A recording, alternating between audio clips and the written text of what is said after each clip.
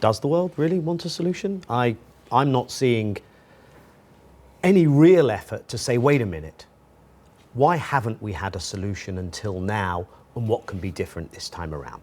Here's a couple of encouraging things. First of all, you have a united Palestinian delegation in Cairo.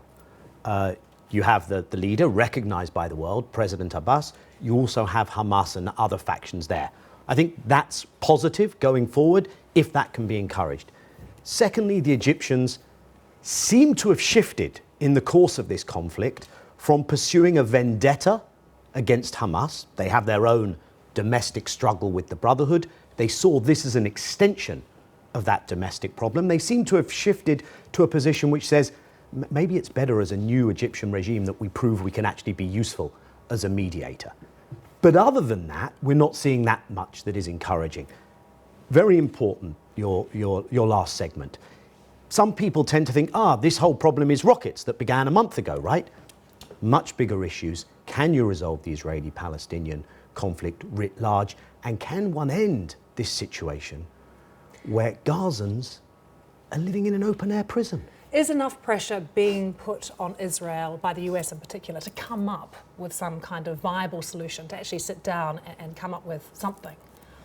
Well, of course, we're just off the back of 9 months of US-sponsored peace talks. People will remember that Secretary of State John Kerry shuttled back and forth intensely during that period. That ended late March, early April. Nothing came out of it. And I think that what you have is the problem that continues to this day, that the Israelis really don't feel they have to make this choice. There's almost an impunity that Israel has gotten used to. I would argue it's a luxury that doesn't really serve the Israelis because they get dragged in further into Gaza.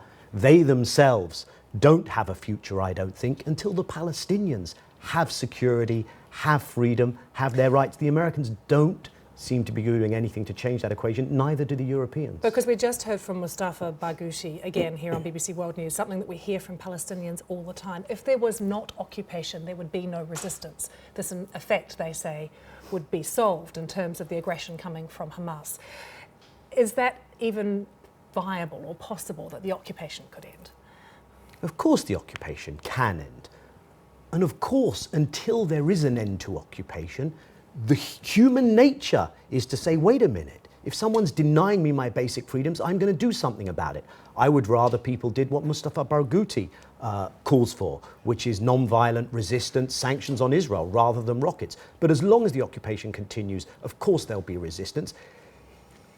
An equation, an incentive structure has to be created for Israel whereby it's more costly to continue the occupation than it is to end the occupation.